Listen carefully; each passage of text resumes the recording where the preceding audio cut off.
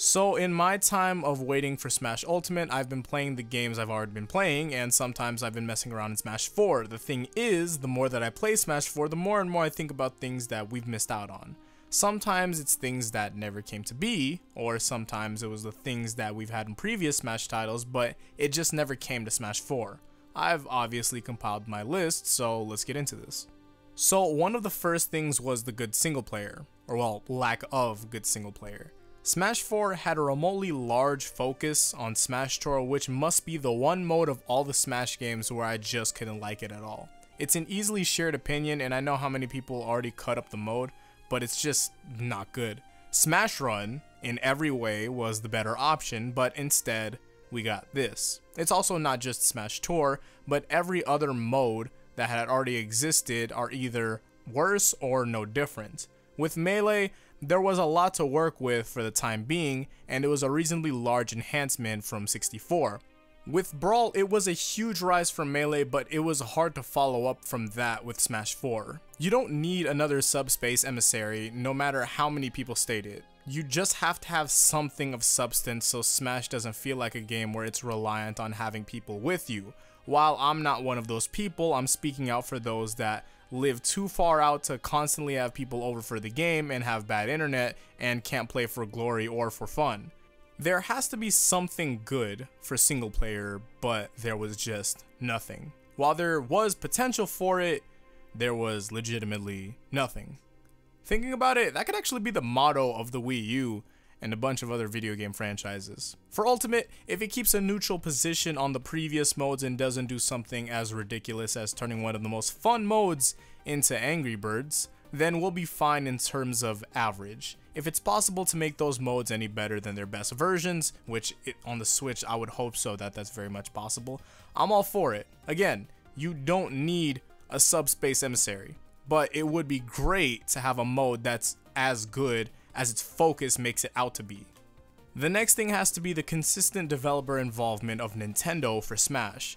I don't mean involvement in tournaments, although that would be pretty cool, but just involvement in the game. Smash 4 had done well with patching out the most ridiculous parts about the game, meaning characters, and for a while it was pretty good. Then there was the rise of DLC and an important patch or two came out, and then we had what we know as the final version of Smash, and we've had that for about a year or so.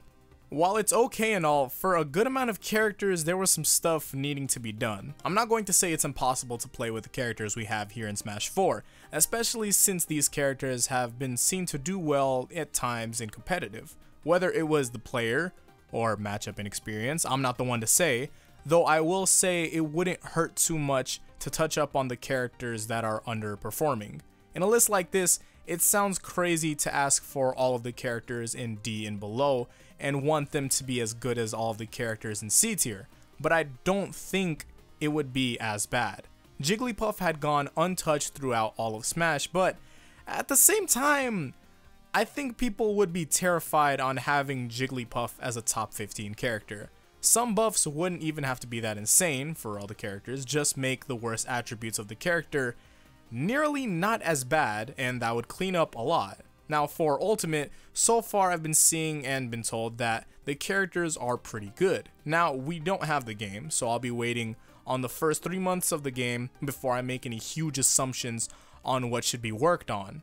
If the issues with a lot of underplayed characters have been fixed, I would love to know. If not, I would love for Nintendo to have a lot more involvement in the game so that things like this can be noticed and possibly fixed.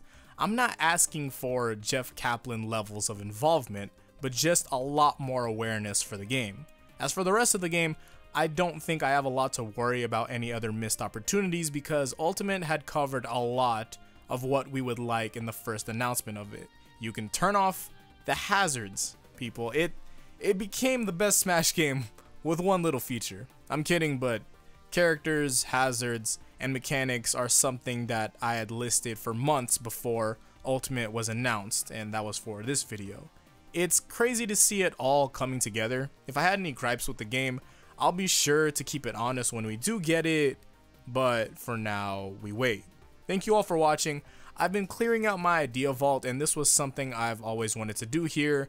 I have a lot more coming in the future. You can keep up with me through my media in the description, mainly my Twitter and Twitch, and subscribe to stay updated. Hopefully I'll see you all in the next one. You guys put what you want in the comments, just any missed opportunities you feel that Smash 4 didn't elaborate on, something all that, and you understand how it goes. So until then, peace out and Godspeed.